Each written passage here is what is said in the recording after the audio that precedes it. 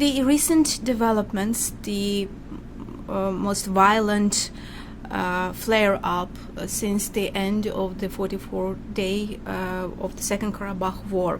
How would you characterize them? How things are different this time? The 44-day war was the result of a decision by Azerbaijan to recover territory that had been under Armenian control since the mid-90s.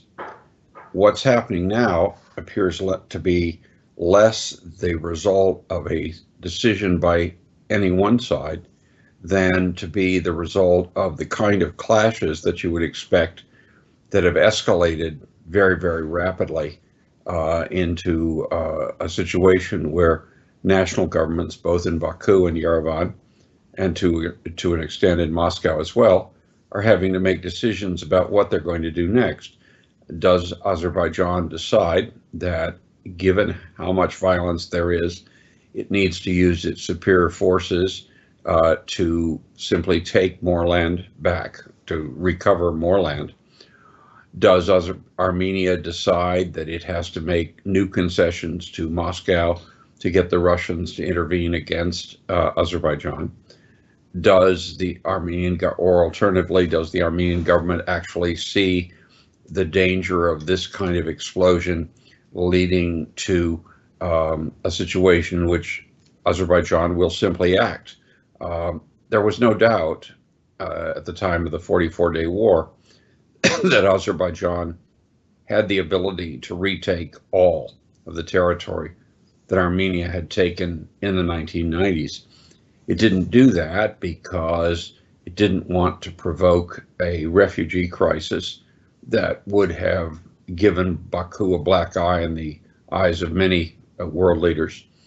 And it hoped that there would be a process of stabilization, that Armenia would recognize it had no choice but to come to the negotiating table and agree, especially on the reopening of corridors, the Zengezur corridor, the most important of those, and that the Russians would manage, despite the absence of the kind of agreements that one normally expects when there's been this much violence, the Russian so-called peacekeepers would keep things from getting out of hand. The Russians have not done that.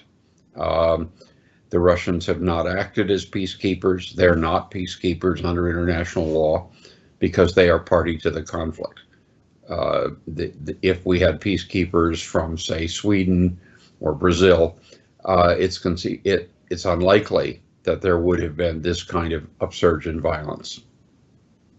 What do you think was Russia doing this time during this escalation? Well, there are several possibilities. One is that Russia would like to make it very clear to the Armenians they have nowhere to go, and to the Azerbaijanis at the same time that Russia won't get in the way of what Azerbaijan wants to do. That's one set of calculations. The other, of course, is that Russia would like to continue to stir the pot. It's the great beneficiary of not having a settlement in the South Caucasus.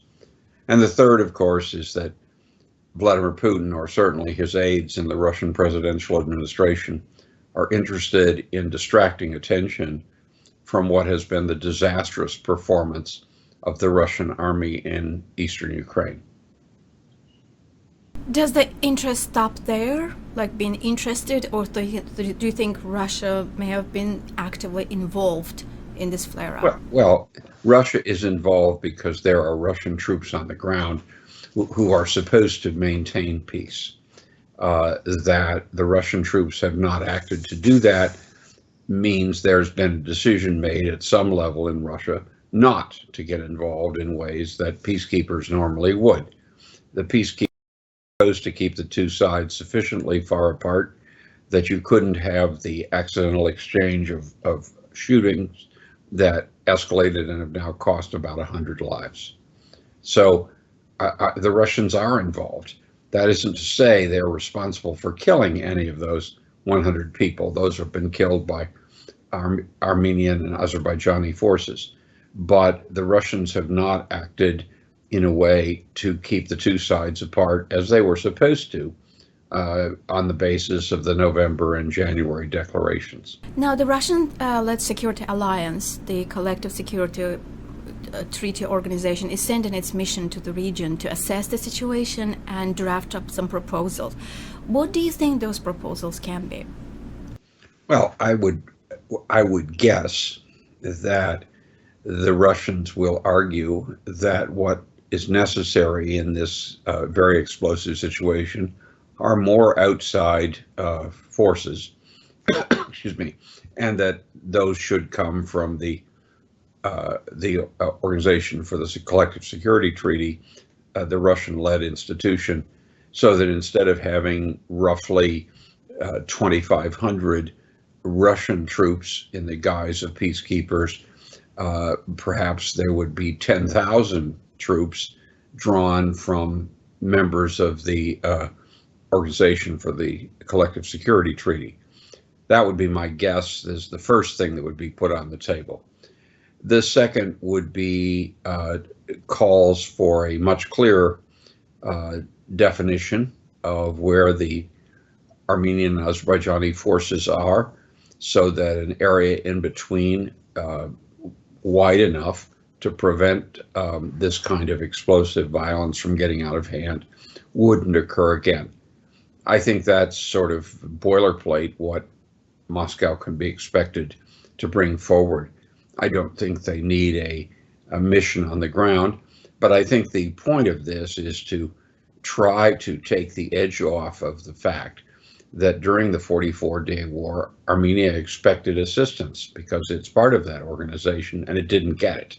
Now, there will be a push to have more Russian-led forces. They won't. It isn't necessarily the case that you would see the Russian contingent in the Karabakh region go much above 2,500. Russia is scraping the bottom of the barrel now to field an army in Ukraine. But bringing in the Collective Security Organization, what you can do is, let's say, bring in several thousand troops from each of those countries and easily get the number up around 10,000. That kind of a force, especially if there was some kind of agreement of how what the area that they're responsible for, and keeping the two sides, the Armenians and the Azerbaijanis, apart, might stabilize the situation.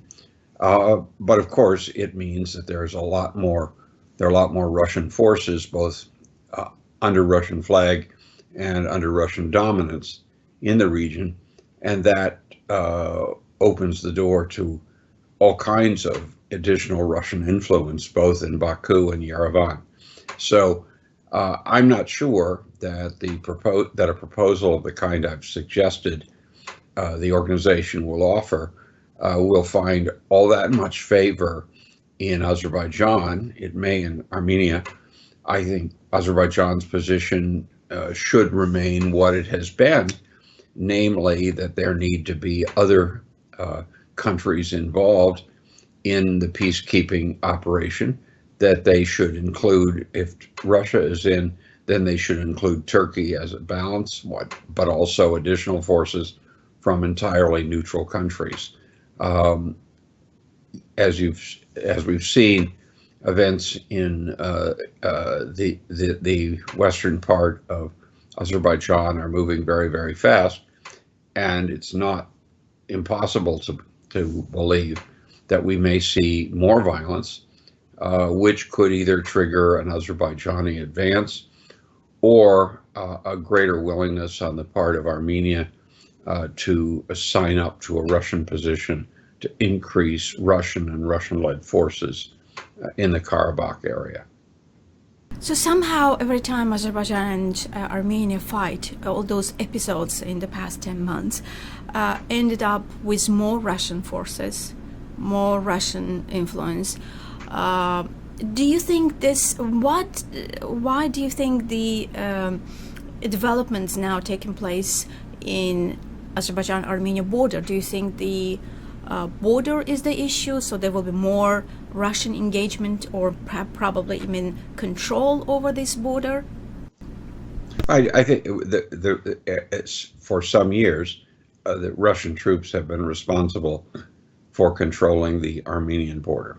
That has nothing to do with the peacekeepers. That's an additional group of Russian troops, Russian border guards. Okay, I would expect Armenia would want that upgraded, since it doesn't have the ability just yet to train and pay for its own border guards. The Russian presence is inherently destabilizing, because Russia benefits from the continuation of the conflict. The two countries most involved, would benefit from a solution. But it's clearly the case that Russia doesn't yet feel it can sweep the board and win in both Baku and Yerevan. And so it prefers to keep the pot boiling. And that's why you've seen the kind of push for more Russian and Russian-led forces in the region. And I think we'll see more of it. Moscow's goal is not to solve the Karabakh dispute. Moscow's goal is to increase Russian power in the South Caucasus and to make sure that no alternative center of power emerges. That means acting in ways that allow the conflict to continue, serve Russia's interests, and we should expect to see what Moscow does in those terms, rather than operating under the assumption that Russia is a good faith negotiator that would like to see a settlement. If it happened that either of the sides, either Armenia or Azerbaijan, completely gave up its position and said, we're prepared to sign a peace agreement on the basis of what our opponent wants, I promise you that within 24 hours, the Russian government would do what it could to torpedo even that. So, given that Russia is not interested in a settlement, Russia is interested in maintaining its influence there and to prevent the introduction of other countries' influences. If Azerbaijan gave up everything, if it said, okay, Karabakh could be Artsakh, could be part of Armenia, we're not going to push on Zangezur because we're going to go through Iran, and we'll sign a peace treaty that recognizes that arrangement. Russia would lose influence across the board.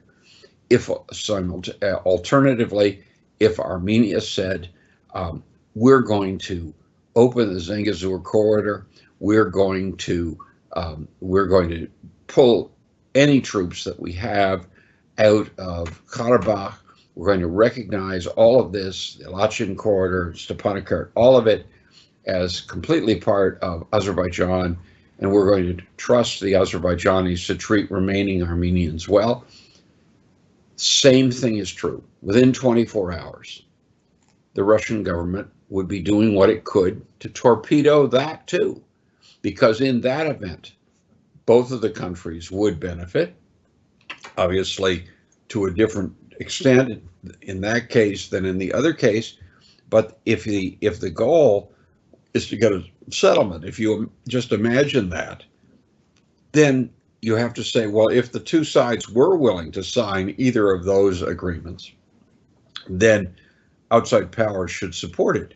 But in fact, you won't see that, because in either case, Russian influence in the South Caucasus would decline. And so it's better that it keeps the pot boiling. And that's what we're seeing now. I actually think that one of the reasons, we can't prove this, but one of the reasons why some of the violence has happened is because the Russian so-called peacekeepers simply didn't do their jobs, opening the way to a situation where there would be an exchange of gunfire, more deaths, raising the stakes, leading Azerbaijan to consider the possibility of building on its victory of several years ago, leading Armenia to feel it had no choice but to get further into bed with the Russians, and that you would have a new explosion. I don't think that that can be excluded. I think we have to start with who benefits from any outcome. The reality is, and it's been true since 91 or even 89, both Azerbaijan and Armenia would benefit from a settlement. Both would, even if one or the other had to make enormous concessions. The fact that that has not happened is a sign that some people, both in the region and in Moscow, don't want anybody to make any concessions, either way. So I'm not surprised that we have periodic explosions of violence of the kind we've tragically seen in the last 10 days. Interestingly, the U.S. negotiator in Caucasus talks, Philip Ricker, was in the region when this flare-up happened. Interestingly, this month could have been yet another diplomatic push, bringing the leaders together possibly in New York, mediated by U.S. or mediated by EU President Charles Michel. So September could have been a peace month. Instead, September is a war month. So do you think this is a setback for the Western-led mediatorship in these talks?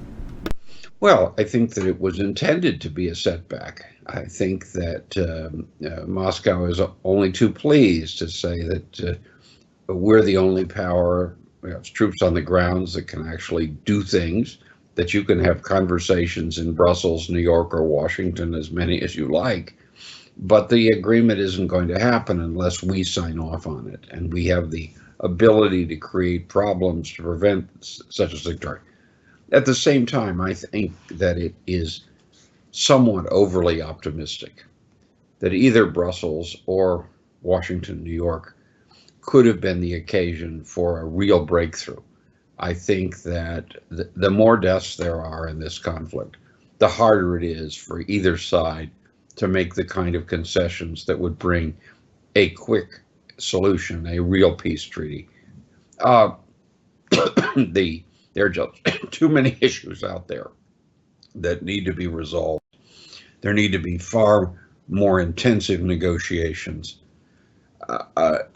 Periodic meetings of the presidents or president and prime minister of the two countries involved are welcome, but what you need are ongoing meetings at the ministerial or deputy ministerial level to iron out all these problems, to explore where there can be compromises. If it were the case that either Brussels or Washington were pushing for an opening of those kinds of talks, I might be more optimistic. But the reality is that for a very long time, the talks have been pushed for, let's have another meeting of the top leader of the two countries. Okay, you have a meeting. They're there for a day, perhaps two.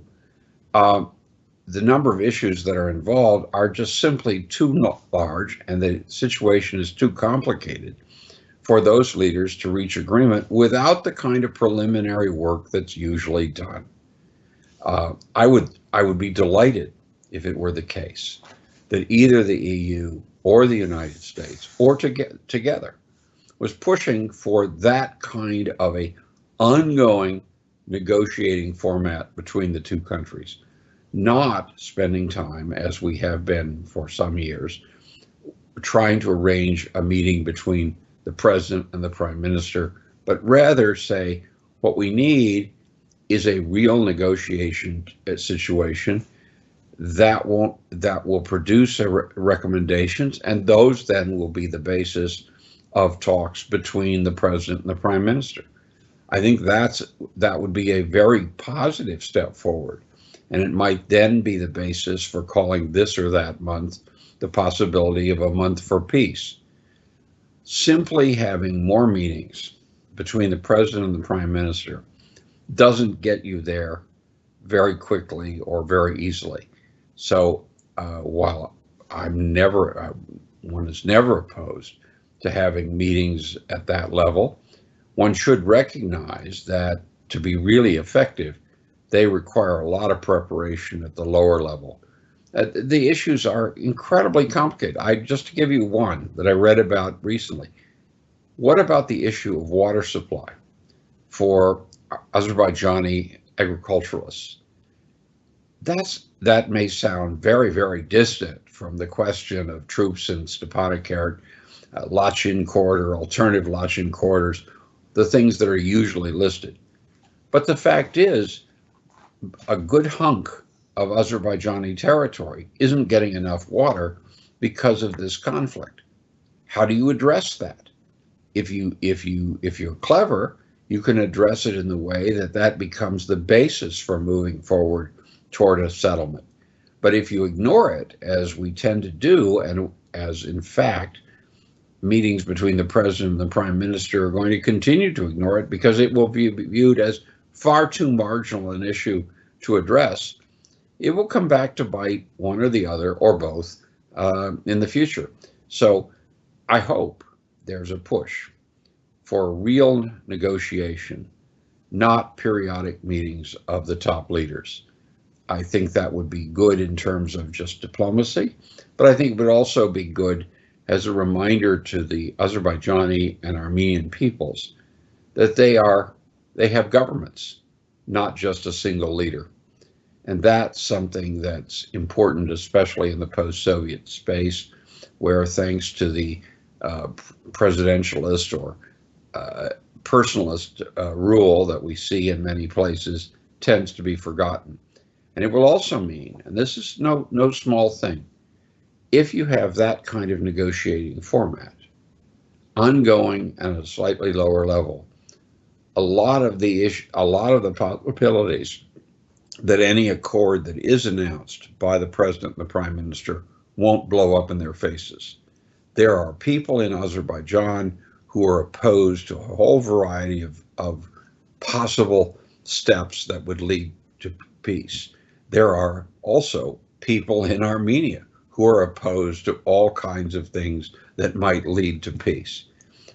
If you simply have the two top leaders get together, I don't think you'll be able to prevent those groups from torpedoing things. So I would like to see us move away from worrying first and foremost about preventing any more violence. That's important, but it's not the way just simply ending the violence doesn't get you to peace. And also, just having meetings of the top leaders doesn't get you there either. If we're going to be serious, if we really want to move to a settlement, which I'm absolutely convinced would benefit both sides, then what we need is a far broader negotiating format, not the Minsk group, not the Organization for the Collective Security Treaty, not periodic meetings of the president and the prime minister, but an ongoing conversation, government to government, between Azerbaijan and Armenia. Other governments can play a positive role, but ultimately this agreement is going to have to be thrashed out by the two governments involved, and then it's going to have to be agreed to by their national leaders, and then it's going to have to be sold. The international community can be supportive of that, but the international community cannot effectively replace that process by its own actions alone. Now, Yerevan has seen its largest demonstrations, protests in recent years. What's your take on that? And do you think it can lead to Pashinyan leaving the power, the long-time wish of Kremlin come true? Well, I think the Russians would probably be delighted if they could name the prime minister of Armenia, and it would be someone other than Pashinyan, beyond any doubt. At the same time, the question is, who would be the new leader and what would his position be, and what would the coalition of forces be like in the Armenian parliament. Prime ministers are not selected by the street. They are selected by the parliamentarians. So I'm cautious about going from a demonstration, even a mass demonstration, to a change in leadership. That's not the way a parliamentary system works. That's what happens when you move into a revolutionary situation. I doubt very much that we are in a revolutionary situation just yet. That isn't to say it's not possible to get there. It isn't to say that Pashinyan has a base of support that someone can't challenge. Indeed, what I would suggest is that the mass demonstrations in Yerevan are precisely the reason why you need broad government-to-government talks about where to go next, rather than focusing all attention, as we so often do, on meetings between Pashinyan and Aliyev. The Pashinyan, the story is Pashinyan may not speak for Armenia on all things. And just as there are people in Azerbaijan who would insist that President Aliyev does not speak for all Azerbaijanis. Those things have to be thrashed out. They can be done best at a government-to-government level, rather than acting as if this is going to be solved by two men. It isn't. It's got to be solved by a much broader constituency than that. Mr. Paul Goble, thank you very much. Thank you.